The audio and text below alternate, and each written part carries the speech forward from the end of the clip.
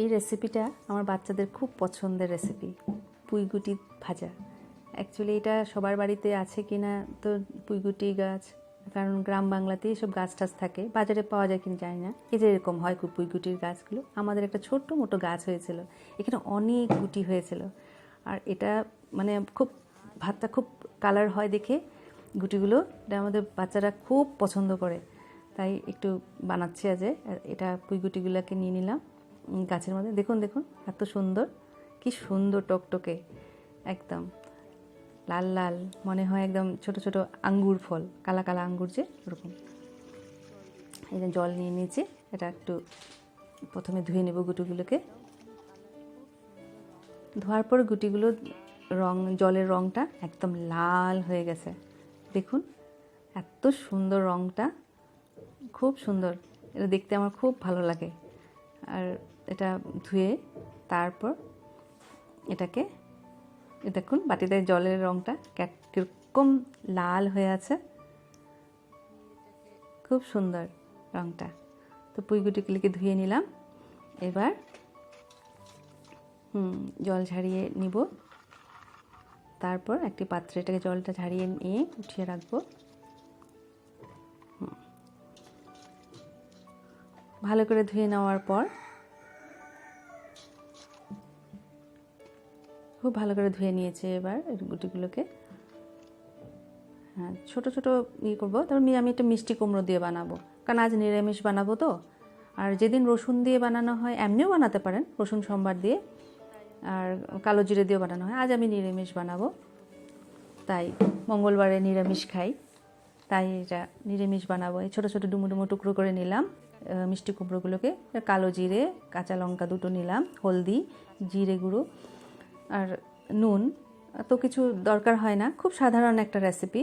তো পাত্রে কড়াইতে তেল দিয়ে দিলাম, একটি প্যান নিয়েছি আমি। ওটা তেল সরষের তেল হলে বেশি ভালো লাগে, সরষের তেলের ঘ্রাণটা খুব সুন্দর হয়। তাই এখন এটা একটু কালো জিরাটা দিয়ে দিব, কাঁচা লঙ্কা দিতে পারি, তারপর সব কিছু দিয়ে দিব। হ্যাঁ কালো জিরা দিয়ে দিলাম। কালো জিরা দিয়ে এবার আমি এই কালো জিরাটা একটু গরম হয়ে গেলে এবার মিষ্টি কুমড়োগুলো দিয়ে দেবো। একটু ভেজে ভালো করে ভেজে নেব মিষ্টি কুমড়োগুলোকে। মিষ্টি কুমড়োটা ভাজা হচ্ছে, মিষ্টি কুমড়োটা ভাজা হয়ে গেলে ওটার মধ্যে আমি লঙ্কা, হলুদ, নুন এগুলো দিয়ে দিলাম। এটা খুব সিম্পল রেসিপি, এত কিছু দিতে হয় না, খুব সাধারণ। ওই কালারটার জন্যই এটা খুব ভালো লাগে, খেতেও খুব সুস্বাদু হয়। কখনো পেলে বানিয়ে খাবেন। বাজারে কিনতে পাওয়া যায় কিনা আমি জানি না, কিন্তু পেলে হয়তো, বা কারো গ্রাম বাংলায় কোনো বাড়িতে থাকলেন পুঁইগুটি ভাজা, এটা খুব ভালো লাগে। রসুন সোমবার দিলেও খুব ভালো লাগে, কিছু দিতে হয় না। পুঁইগুটির শাক যেরকম হয় বানায় ওরকমই বানাতে হয়। এইবার এই পুঁইগুটিগুলোকে মিষ্টি কুমড়ার সঙ্গে দিয়ে দেবো। এবার ভালো করে নেড়ে চেড়ে, মিষ্টি কুমড়ায় তো নুন টুন দিয়ে দিয়েছি, নুনটা আপনাদের আন্দাজ মতো দেবেন।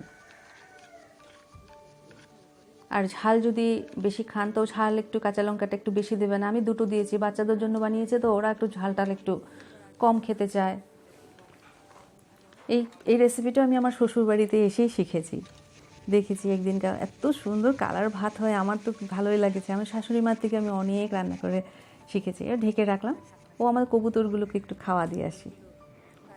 ওরা দাঁড়িয়ে আছে দুপুরবেলা খাওয়ার জন্য, কবুতরগুলোকে ধান চালে মিশিয়ে একটু খাওয়া দিয়ে দিলাম। খুব সুন্দর লাগে এই কবুতরগুলো যখন খায় দেখতে আমার। এবার একটু হয়ে এসেছে, এবার মিষ্টি কুমড়োটা একটু মজে টজে গেলে, হ্যাঁ এই তো দেখুন হয়ে এসেছে, কালার এসে গেছে।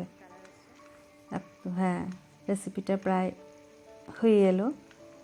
মিষ্টি কুমড়োটা সিদ্ধ হয়ে গেলেই হয়ে যায়, বেশি কিছু করতে হয় না।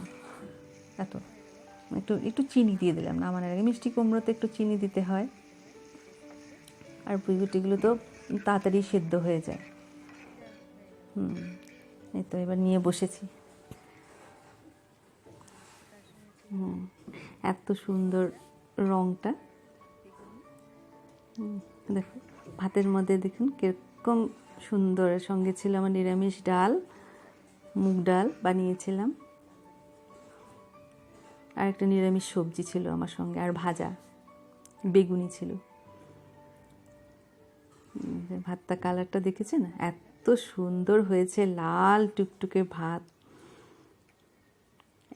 একবার যদি এরকম পান বানিয়ে